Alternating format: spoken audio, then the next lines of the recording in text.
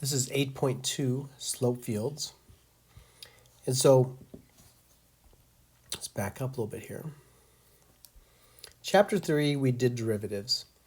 So we have the derivative of a function is equal to x. So I have different coordinate points, 0, 0, 0, 1, 0, 2, 0, negative 1. So I have 4 coordinates with x equals 0, x equals 1, x equals 2. And so if you want the derivative at each of these points, what's the derivative at 0, 0? Well, our derivatives have only depended on one variable, x. So you don't care what y is, you just plug that x in and you get 0. And you keep on doing this. You would get 0 all the way across on this first row because x is always 0. And when x is 0, your derivative is 0. It doesn't care what y is. There is no y in this equation, so this y doesn't even matter. And so for the next row, your derivative would be 1 all the way across. Again, because it doesn't matter what your y coordinate is, the derivative is only dependent upon x. And we would do the same thing for the last row.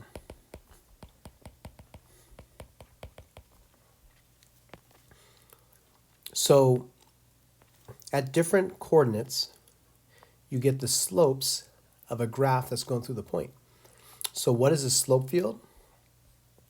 Well, here is the slope field of the function that I just went over with you. So the derivative is x. So remember, when x is 0, the slopes were all 0. So at 0, 0, look, it has a little line with the slope of 0. At 0, 1, a little line with the slope of 0. At 0, 2, a little line with the slope of 0. 0, negative 1. So all the coordinates we looked at on the previous page, here we have little slopes at those points. Now at 1, 0, the slope was 1. So this is a little line with a slope of 1. A 45-degree angle, a rise of 1, a run of 1. 1, 1, same slope. 1, 2, same slope. 1, negative 1, same slope. So all we do is at each point that we check, we draw a line with the slope equal to what the derivative was. So at 2, 0, we have a slope of 2. Now, you're going to have to be able to, the baseline is going to be a slope of 1. A rise and run of 1 is a slope of 1. So a slope of 2 has to be steeper than a slope of 1. Slope of 2, all the way down. So this is a slope field representing where the derivative is x. Now let me back up a little bit. Also, we advanced in chapter 5, and we said if the derivative is x, what was the original function? So the antiderivative is x squared over 2. You add 1 to the exponent and divide by that. But don't forget you needed a plus c. So this is the original function. This is the derivative. Now c could have been any constant, because when you take the derivative of this constant, you get 0, and you end up with this derivative. So when you go backwards, you don't know what that c was unless they give it to you. So therefore, technically, there's a lot of solutions going on here. And that's what we see in this graph. I'm going to show you a possible solution. So if your c is 0, go back to this. If your c is 0, if that was 0, when you plug in 0, you get 0, so you go through the point 0, 0. So if c is 0, your graph should be going through 0, 0. And remember, all of these lines are the slopes at those points. And derivatives are slopes of the tangent line. So in this solution here, if you look at any of these little slope fields near the point, it is going to be parallel to the curve. Here's a curve, look at that, the slope's parallel. Here's a curve, the slope's parallel. Everywhere, the slopes have to be parallel. Now I'm going to draw another solution. This is going through should be 0, 1 is what I'm trying to get. Close enough. 0, 1. That occurs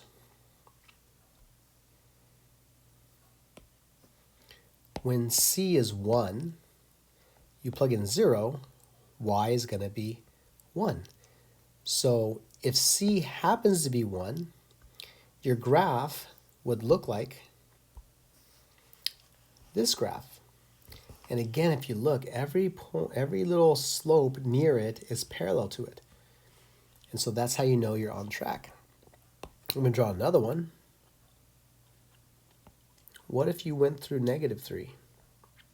This would represent if c were -3. When x is 0, y would be -3. So you go through 0, -3, and that's what your graph looks like. But again, every time you look, you are going to be parallel to all these little dashed lines. And that's how you know how to draw those. So this slope field represents every possible solution to the differential equation, depending on what your c is. And so that's what this represents. Now I'm going to screenshot this.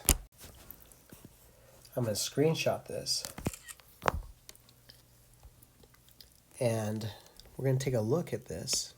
So if you pick a particular point, I'll say 1, -1, which is right here. If I try to draw the solution curve, every line near it must be parallel. So as I go to the right, I have to make sure I'm drawing in such a way that every line next to it is parallel. And as I move towards the y-axis, see we have horizontal, it's got to be flat at that point. But as I move to the left, the slopes are negative, so my line needs to be drawn parallel to those. And here is a solution curve going through 1, -1. So that's how you would draw, making sure that they're all parallel. I'll give you a bad example. Let me see. Let me close this out and get you a better picture here. Let me screenshot this. So let's suppose you're going through that point, -3, -2. And I draw like this, and I'm going to make a mistake somewhere and see if you catch it.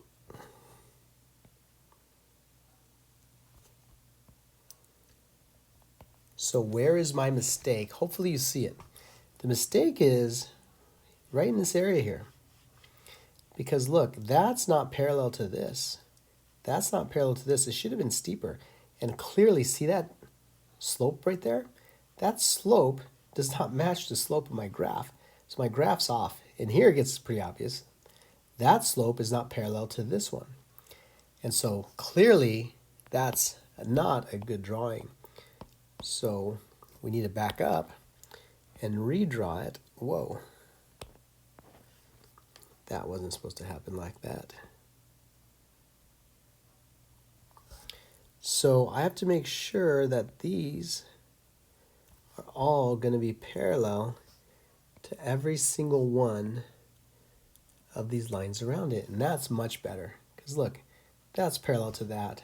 This is parallel. That's slightly off. That's slightly off. It should be maybe steeper there, but pretty close. So that's how you graph. Given a slope field, you find the original solutions.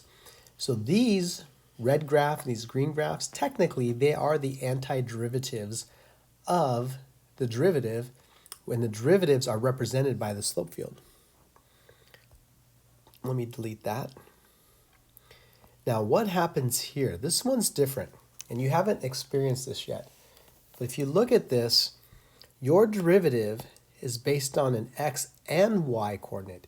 You need to know x and y to find the derivative, and you haven't experienced that until now. So now when we find these derivatives, you have to plug in 0 for x and -1 for y, and 0 plus -1 is -1. And then you just keep going. Plug in 0 and 0, that equals 0. you plug in 0 and 1, that gets you 1. And I think you see the pattern. You just add the x and y coordinates to find the derivative in this particular case.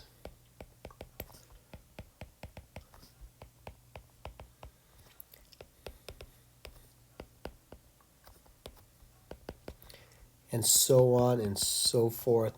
And so now we have the slopes at a lot of different points here in this case, x plus y.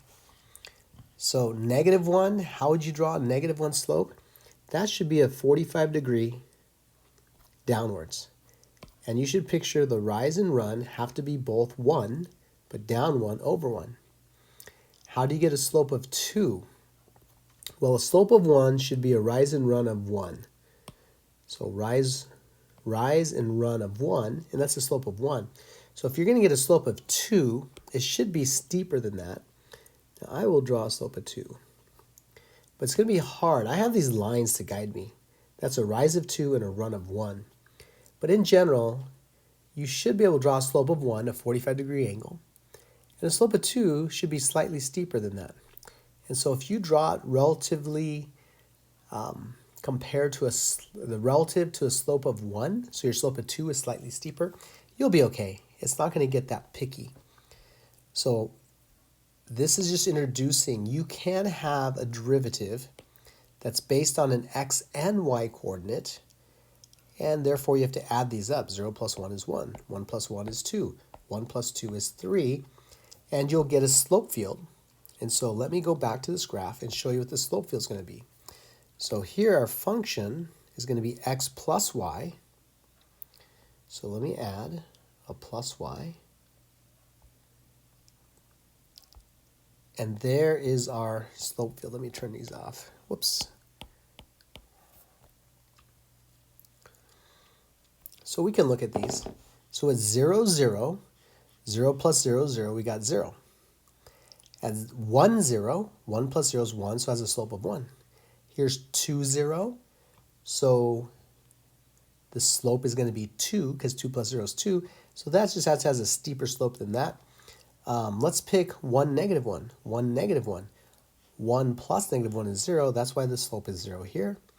And this is the slope field for this differential equation where the derivative is x plus y. I'm going to go ahead and give you a drawing of one of these. So if you're going to go through the point 0, 0, this is what the graph would look like. And again, if you look at the graph at each point, all the little slope fields are parallel to my green graph. And whenever you see this straight line across here, when you see that, you know that's going to be an asymptote, and your graph's going to approach that because it can't move away from it, or else these would not be parallel. So it's just going to get closer and closer, and it's going to follow that. So that is the slope field with one particular solution going through 0, 0. Now I'm going to screenshot this and to just show you another example. What if you go through the point 4, 0? What is the slope field going to look like? Well, as I go right, it's got to go that direction. Now here's where it gets weird. As I move down, I have to be parallel, but this is starting to flatten, so I have to flatten. Then it's got to go to 0 there. And then as I approach that diagonal line that you see right here, I have to get parallel to it, so it forces me to be parallel. So that's going to be another solution curve. And like I said, there's going to be multiple solution curves depending upon your c. So when you find the antiderivative, you're going to have a plus c, and depending on what c is, you could end up with different curves. So we'll do one more. We'll go through, I don't know, let's say -1, -3, that point. So as I draw down, it's got to be parallel, so it's that way. As I move up, again, as I approach that diagonal line, I can't pass it, I have to be parallel to it, and that would be the solution curve through -1, -3. So that's just the basic gist of slope fields, how you draw them, how you get solution curves to them, let me go to this. Let me get rid of that. Don't need that. And we are going to get a look at your homework page. What are you going to be doing? So this is a worksheet that is your assignment that's due at our next meeting. So you are given a differential equation.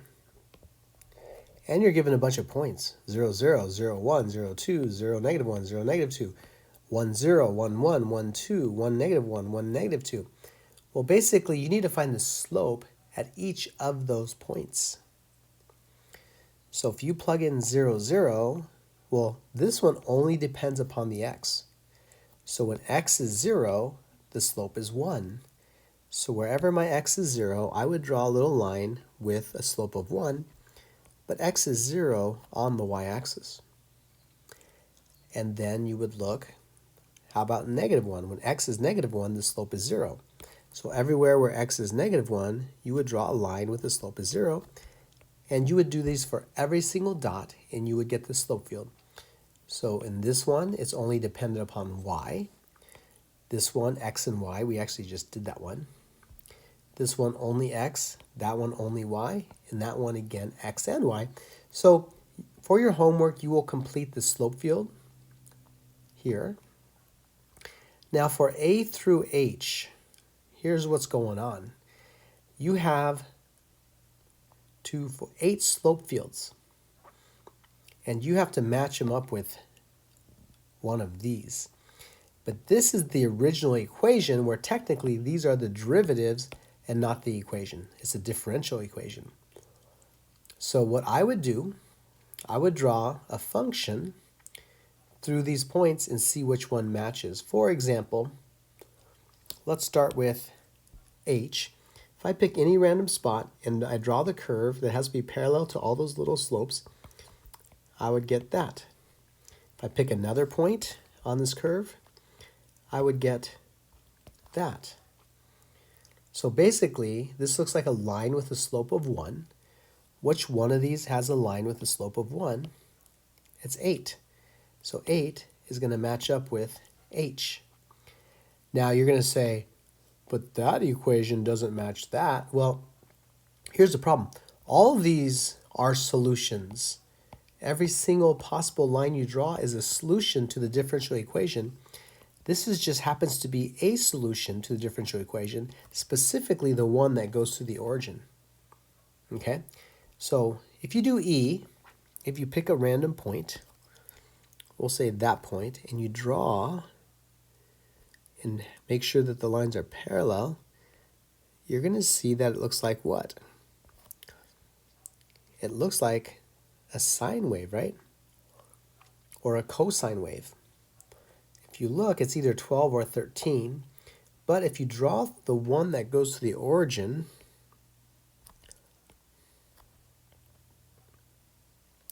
you're going to see that that is a sine wave, not a cosine wave. So you're going to match those up. E goes with 13. And then the last part of your homework, well, actually not the last. Here, you're given the differential equations, and you have to see which slope fields match up. Basically, you plot points. This is kind of like the first part, 1 through 6. But now, they give you the slope fields, and you have to say which one matches up. So you can plot random points into these equations and see which one has the correct slope field. And 19 and 20, they give you a differential equation, they give you a slope field, and they give you the solution passing through 0, 1. You're going to draw 2 more solutions, 1 through 0, 2, going through that point, and 1 through 0, negative 1, going through that point. So you're just going to finish or draw solution graphs and making sure that each slope field near your graph is parallel to your slope. That's what you're doing on 19 and 20, and that is how you do your homework.